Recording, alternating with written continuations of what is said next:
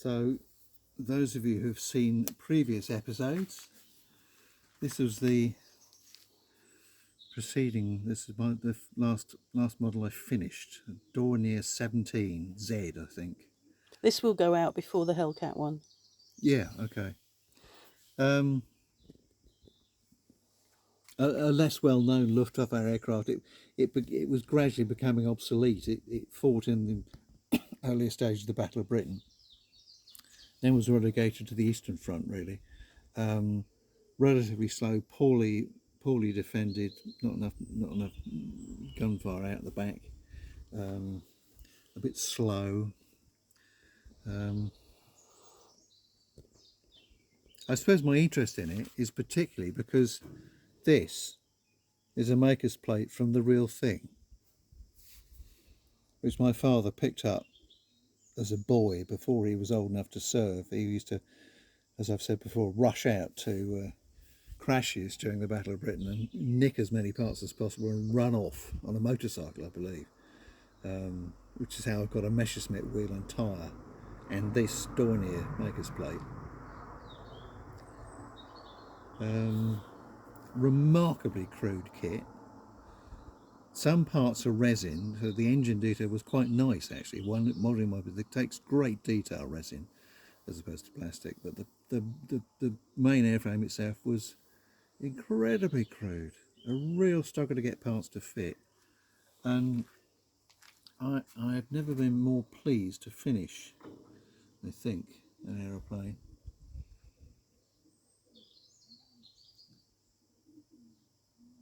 But the markings worked quite well. Camouflage went on quite well. Pleased with that aspect of it.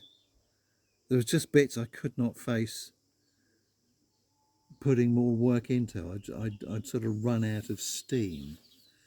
So there are places, you know, it's best looked at a distance. Don't look too close because you'll find all the faults. And one thing I particularly like, I've got some fairly recent books on Luftwaffe camouflage with quite recent historical research, and what fascinates me are these pink tactical markings. That match the table. That match the table. They do, don't they, bizarrely? Apparently pink, they decided pink was a highly visible colour. They tried red, which didn't work very well, but pink was quite bright, they decided. So this would have been part of a formation flying at the left-hand side of a huge raid bomber formation. So that it would be visible from the central parts of the formation. Are there any markings, formation markings underneath? No. Okay. Huge crosses, because recognise your own side was thought to be very important. Tell me about the landing gear. Landing gear, remarkably crude. I've done what I could with it without going mad. Could do with replacing if there were such a thing. Some kits you can find replacement. Did you say it was collapsing? It was collapsing.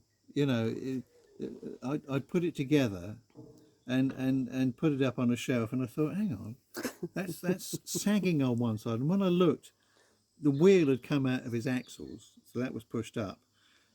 So I glued that, put it back, and I thought, hang on, it's still collapsing.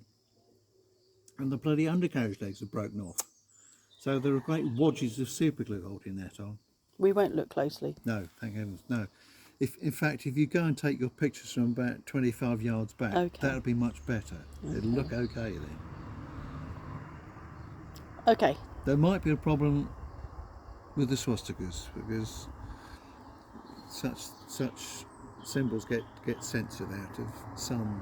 What, out of logs? They do sometimes, yeah. Oh really? Oh well, we'll see. In fact, I always remember when I was much younger buying Airfix Luftwaffe models, the markings never included the swastikas. Oh right. Because they would be able to sell them in Germany. Why is there a swastika on there if it's not a German aeroplane? It's a German aeroplane. Is it? But the kit. Okay. The kit. I think some channels censor those out. Oh, shut up now. Okay. Thank you for that. Are we done? Yeah, if you like. Okay.